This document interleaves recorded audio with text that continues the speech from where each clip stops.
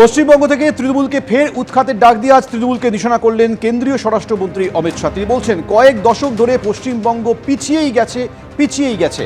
প্রথমে communist party 3 দশক পিছিয়ে দিয়েছে। এরপর মমতা বন্দ্যোপাধ্যায় এসেছেন, উনি মামাটি মানুষের স্লোগান দিয়েছেন। মমতা বন্দ্যোপাধ্যায় আপনার চেয়ে তো কমিউনিস্ট পার্টিও ভালো ছিল। আর কি বললেন তিনি, শুনুন।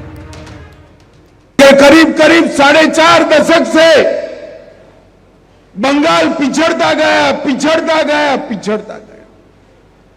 पहले कम्युनिस्ट पार्टी, इन्होंने बंगाल को पीछे ला जाने में कोई कसर नहीं छोड़ी। और फिर ममता जी आई, उन्होंने मां माटी मानुष का नारा दिया।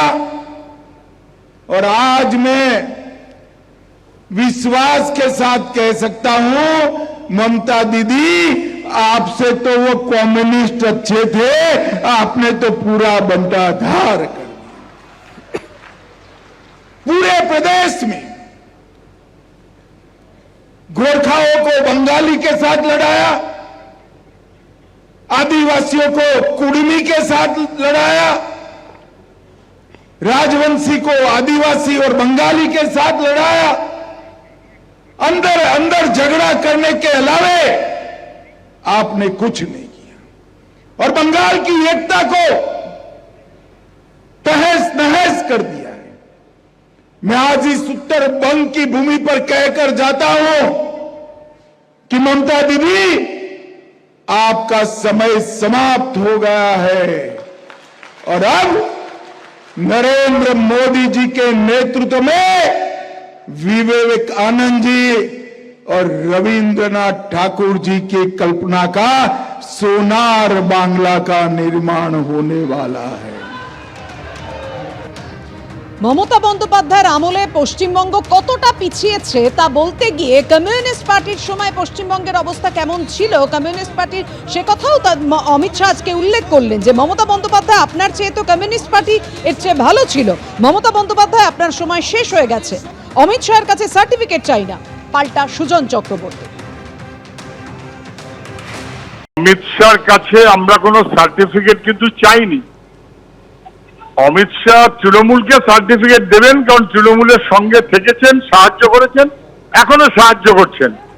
আমরা কোনো সার্টিফিকেট চাইনি। ক্রিমিনাল মাইন্ডেড লোকেরা যখন সরকার চালায়, আমাদের রাজ্যেই হোক আর দেশেই হোক, তখন রাজনীতি কলুষিত হয়। এটা অমিত শাহ বুঝতে চাইবেন না বা বুঝতে পারবেন না, কিন্তু ওর সার্টিফিকেট আমাদের দরকার নেই, এক। আর দুই, পশ্চিমবাংলায় তখন না হয় খারাপ ছিল, এখন তার চেয়েও খারাপ হয়েছে। তো এখন যে চলছে তার চাইতে ভালো হবে যখন বিজেপি আসবে। এটা সবাই বুঝতে পারছে। তৃণমূলের সরকারটার পিছনে বকলমে শক্তভাবে খুঁটি হয়ে দাঁড়িয়ে আছে বিজেপির বাহিনী। তা যদি না থাকতো তাহলে নবান্নের যারা অধিষ্ঠান করছেন তাদের সবার কিন্তু জেলেই থাকার কথা। ইডি সিবিআই মারফত এই সরকারের পিছনে পিলারের মতন করে, শক্ত খুঁটির মতন করে যারা দাঁড়িয়ে আছে, তাদেরকে মানুষ ভরসা করবে না। কেন্দ্রীয় স্বরাষ্ট্রমন্ত্রী বলছেন, কয়েক দশক ধরে পশ্চিমবঙ্গ পিছিয়ে গেছে আর এর থেকে কমিউনিস্ট পার্টির সরকারও ভালো ছিল। অমিত শাহের এই মন্তব্য নিয়ে দেবাংশু ভট্টাচার্য, তৃণমূল কংগ্রেসের সোশ্যাল মিডিয়া সেলের ইনচার্জ, কি বলেছেন রাখবো আপনাদের সামনে। অমিত শাহ কেন্দ্রীয় স্বরাষ্ট্রমন্ত্রী হিসেবেই বক্তব্য রেখেছেন না বিজেপি নেতা হিসাবে? যদি বিজেপি নেতা অমিত শাহ বক্তব্য রেখে থাকে, তাহলে আমি বলতে বাধ্য হচ্ছি বিজেপি নেতা অমিত শাহ এবং কেন্দ্রীয় সরকারের নাম্বার 2 অমিত শাহের মধ্যে কোনো কোঅর্ডিনেশন নেই। দুজনে হয়তো দ্বৈত ব্যক্তি, একই ব্যক্তি নন, একে অপরের মধ্যে কমিউনিকেশনও নেই। কারণ কেন্দ্রীয় সরকারের যে তথ্যগুলো ক্রমাগত বাংলাকে টপ র্যাঙ্কিং দিয়ে চলেছে, বাংলাকে প্রথমের সারিতে থাকার জন্য পুরস্কৃত করে চলেছে, সেটা এককালে 100 দিনের কাজের জন্য পরপর প্রথম হওয়া হোক দেশের মধ্যে, যে কারণে 100 দিনের প্রকল্পটা বন্ধই করে দিল। এছাড়া কৃষি কর্মণ পুরস্কার পাওয়া হোক বাংলার 1 নম্বর হয়ে। আচ্ছা ভাই বলুন তো, হসপিটালের বেডের সংখ্যা নিরিখে ভারতবর্ষের মধ্যে 1 নম্বর রাজ্য কোনটা? পশ্চিমবঙ্গ। দীর্ঘদিন পিছিয়ে থাকার পর আজকে ভারতবর্ষের মধ্যে বিদেশি ট্যুরিস্টদের আকৃষ্ট করায় সবচেয়ে বেশি বিদেশি ট্যুরিস্ট এসছে দ্বিতীয় সর্বাধিক যে রাজ্যে, সেটা হচ্ছে পশ্চিমবঙ্গ। আমরা সমস্ত বড় বড় স্টেটকে টপকে গিয়েছি। এগুলো কার জন্য হয়েছে? আজকে নারী শিক্ষা থেকে শুরু করে শিশু স্বাস্থ্য, প্রসূতি মৃত্যুর হার কমা থেকে শুরু করে সর্বোচ্চ তো বাংলা ডেভেলপ করেছে। বাজেট অধিবেশনে যোগ দিতে যাওয়ার আগে দিল্লিতে অভিষেক বন্দ্যোপাধ্যায় অমিত শাহর আক্রমণের জবাব দিয়ে কি বলবেন কলকাতা বিমানবন্দরে দাঁড়িয়ে দেখুন। যাকে পাশে বসিয়ে বলছে সেই তো সব থেকে বড় দুর্নীতিগ্রস্ত। যাই হোক, এগুলো প্রতি মাসে উনি একবার করে আসছেন এখন, যেহেতু নির্বাচন সামনে রয়েছে।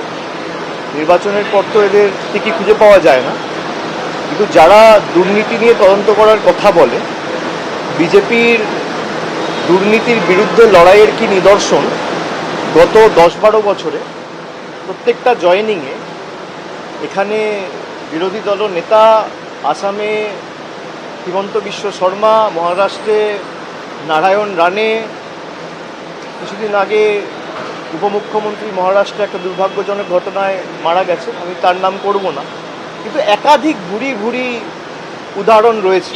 যারা এই কথাগুলো বলছে তারা লোক হাসানোর জন্য এসব কথা বলছে।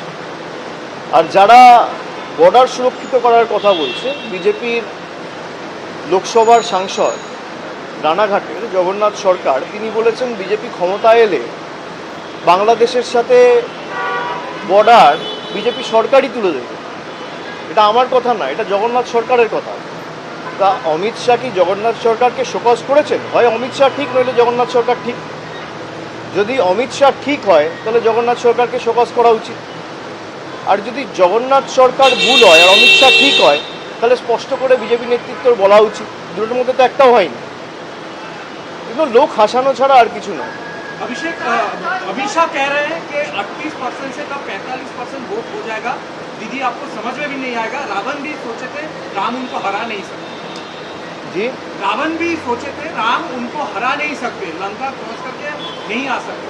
अमित शाह ऐसा कह रहे हैं। भाई वो तो पिछला बार भी कहे थे कि 200 पार होंगे। जब लोकसभा के चुनाव था तब भी देश के प्रधानमंत्री खुद बोले थे कि सबसे अच्छा प्रदर्शन हमारा बंगाल से होंगे। उसके बाद आपने देखा बहुत सारे एग्जिट पोल्स में भी बंगाल में 42 सीट्स में 30 सीट 32 सीट बीजेपी को दिया गया था। जब बैलेट बॉक्स खुला तब आपने देखा बाजी पलट गया। तो वो प्रेडिक्शन करेंगे, ये केडर को मोटिवेट करने के लिए एक उनका तरीका है, एक प्रयास है, वो करे, उसमें कोई दिक्कत नहीं है। लेकिन मैंने जो बोला है कि आप कुछ भी कर लो, बंगाल में तृणमूल को आप वीक नहीं कर पाओगे, क्योंकि आपने 5 साल 7 साल 10 साल में आप हर बार आते हो, हम लोग जा रहे हैं रिपोर्ट कार्ड लेके। आपका रिपोर्ट कार्ड आप बताइए ना, बंगाल के लिए आपने क्या किया। भाई अगर देश का गृह मंत्री आता है या देश का प्रधानमंत्री आता है, बंगाल के लोग तो खास करके जो बंगाल में रहते हैं वो तो यही चाहेंगे कि हमारे लिए क्या किया है उसके रिपोर्ट कार्ड बताएं।